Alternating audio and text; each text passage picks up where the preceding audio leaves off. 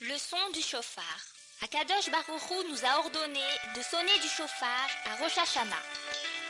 Le Rambam dit que bien que la Torah n'explique pas la raison pour laquelle on doit sonner du chauffard, car c'est un décret du ciel, néanmoins, il y a beaucoup de leçons que l'on peut comprendre de cette mitzvah. Par-dessus tout, les sonneries du chauffard sont comparées à un signal d'alarme pour réveiller le Klal Israël à la pratique des mitzvot et à la teshuva. Une fois, il y eut un incendie dans un village. Beaucoup de maisons furent brûlées et il ne resta plus qu'un tas de cendres.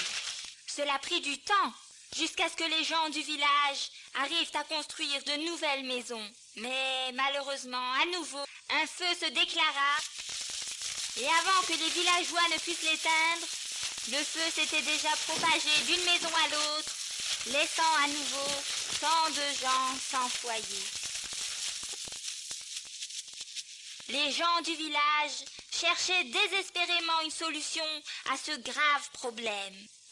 Ils firent une réunion publique pour discuter du problème. Peut-être quelqu'un aurait-il une idée pour empêcher le désastre de se reproduire. Après une longue discussion, les gens du village en arrivèrent à une excellente idée. Ils décidèrent d'envoyer quelqu'un dans la grande ville pour demander comment font les gens là-bas quand il y a un incendie. On payerait tous les frais du déplacement, mais il fallait un volontaire pour entreprendre le voyage. Après un moment de silence, le jeune garçon de ferme se leva et dit qu'il était prêt à aller à la ville. Il n'avait jamais été là-bas et il attendait depuis longtemps une occasion de ce jour. Tous les gens du village acceptèrent. Et tôt, le lendemain, le garçon de ferme se mit en route pour la grande ville. En arrivant là-bas, le jeune homme demanda aux gens « Que faites-vous ici quand il y a un incendie ?» Les gens le conduisirent au poste de pompier le plus proche et le présentèrent au chef pompier. En entendant la question du jeune fermier, le chef pompier répondit « Viens, je vais te montrer !» Et en disant cela, il sortit une longue trompette et dit « Viens, suis-moi dehors !» Quand ils furent tous les deux dehors, le chef pompier lui montra du doigt « Tu vois cette grande tour? Dès qu'il y a un feu, je prends cette trompette et je monte au sommet de la tour. Et je souffle dans la trompette de toutes mes forces pour que tout le monde entende, comme ça. »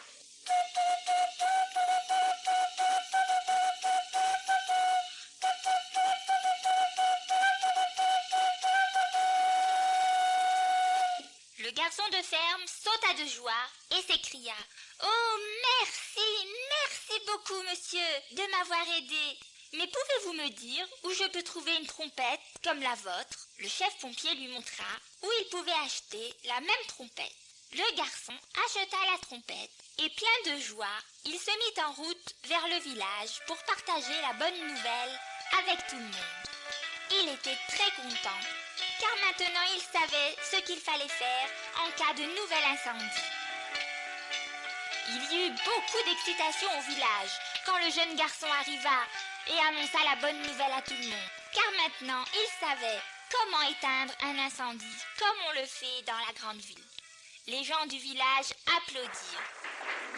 Le garçon de ferme ordonna aux gens de construire une très grande tour au centre de la place du marché. Dès que la tour serait prête, il pourrait montrer aux gens ce qu'on fait à la ville en cas d'incendie. Quelques jours plus tard, la tour fut terminée.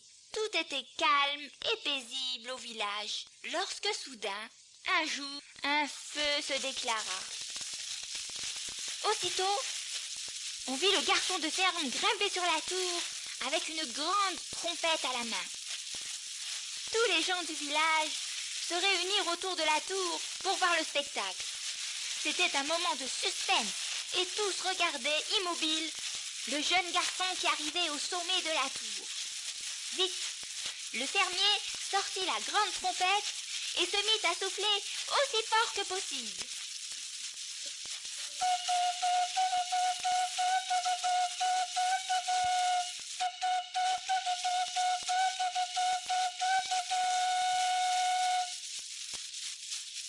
Mais tandis qu'il soufflait de plus en plus fort, les flammes continuaient à monter de plus en plus haut.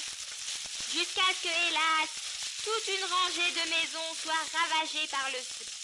Il ne restait plus qu'un tas de cendres. Très déçu et honteux, le garçon de ferme descendit de la tour et commença à pleurer amèrement. « Je ne comprends pas, je ne comprends pas. Qu'ai-je fait de mal? J'ai fait exactement ce que le chef pompier m'a dit de faire. Pourquoi le feu ne s'est-il pas éteint? Il faut que je retourne à la ville et que je demande au chef pompier pourquoi je n'ai pas réussi à éteindre le feu. » En disant cela, il prit la trompette sous le bras et se remit en route vers la grande ville. En entendant la triste histoire du garçon de ferme, le chef pompier s'exclama. « Quoi? C'est tout ce que tu as fait? Tu n'as que soufflé dans la trompette? Oh, que c'est ridicule!